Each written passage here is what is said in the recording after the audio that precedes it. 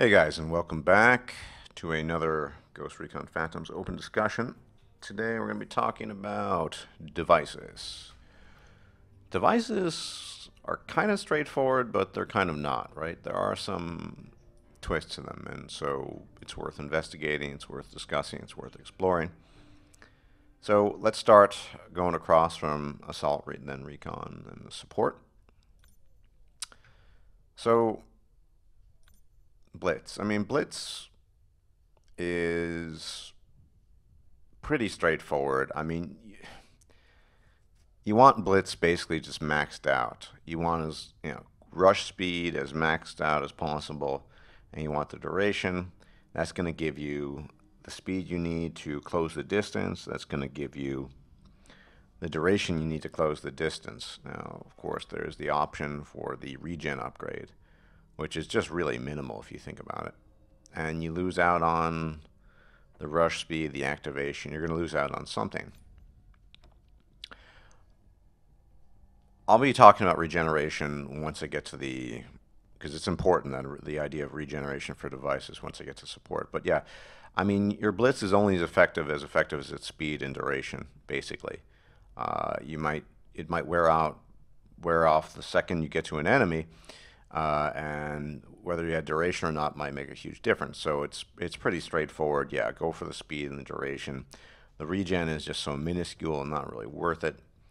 And then there's heat, of course, and heat's good, and it's the same principle. You want duration, which gives you the better arc effect as well, and burn time, and range, more damage. That's what you want. Of course, yeah, there's that option for regen rate, but you lose range, you lose damage, and just not worth it. Especially for assault, you want your devices to be doing as much as possible. That is in terms of damage, speed, range, duration, etc. Remember, you're not using your devices every 2 seconds. You're using them strategically to implement them in certain situations. And when those situations arise, that's when you want to use them, and you want to use them when they're maxed out, when they're basically as good as they can be. So let's move on to Recon. Yeah, Recon's a bit trickier, right? Because there's more variation to Recon than there is for Assault. So I'm thinking about making an actual video, basically a guide to scanning, because lack of scan or bad scan is probably the single greatest cause of death in this game, period. But let's first talk about Cloak. Cloak is, in my opinion, pretty useless. I almost never use it. I have it because, why not? Eventually I need to. It's the only qualification I haven't done. And once I finish that, I will finish all of my qualifications for every class. But, yeah, Cloak doesn't help the team. It really only helps one person, and even then, it's pretty easy to detect. It's a pretty useless device overall. If you get hit by the scan, it's useless. It's just unless you really want to do the qualifications, don't even worry about Cloak. It's useless. It's shit, and forget about it. Anyway, so scan. So unlike a lot of classes, you're going to have two different kinds of scan. If you're running with an SMG, right, you're going to want to have regen. Is unlike for assault, you want basically a scan that is just going constantly as often as possible. In which case, regen, however small, minuscule it might be, is really important. The same with duration. That gives you the better scan arc and somewhat better activation costs, and so on and so forth. And when you're running with an SMG, that's kind of what you want. You want that. You want that arc because you're pretty close. You want to see where all the enemies are, and so on. All right. However, there is a variation that is the other scan that you can use, and this is generally referred to as the sniper scan, right?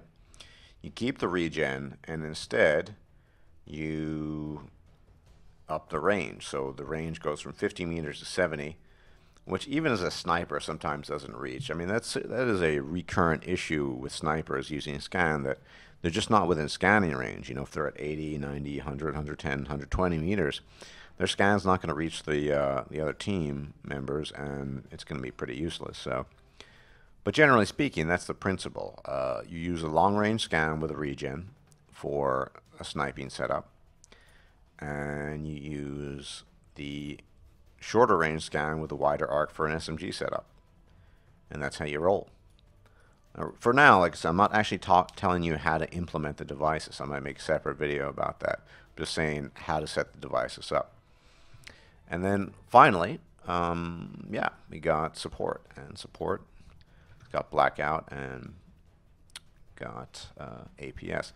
Now, for a while, I used to run regen on this, but ever since the nerf, I think it's important, and there's another reason, which I'll tell you about, to have both duration, maxed out stun duration of 2.9 seconds, as well as effect, which goes in activation time and radius.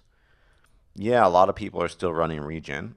Okay, it gives you a shorter recharge time, but, and the same, let me just get to ages, same principle, just maximum duration, maximum effect, and so on. Now the reason, both for assault, but especially for support, why I'm of the opinion that maxed out devices as opposed to faster regenerating devices are important, this is just my opinion, is the following. Yes, there are moments in the game that come up where you think, damn, if only my device had been ready, I could have blacked him out, I could have hit the blitz, I could have heated. Yeah, that happens every now and then. But far more frequently, it's the case that even if you have a device available, it's not the optimal situation to use it in, right?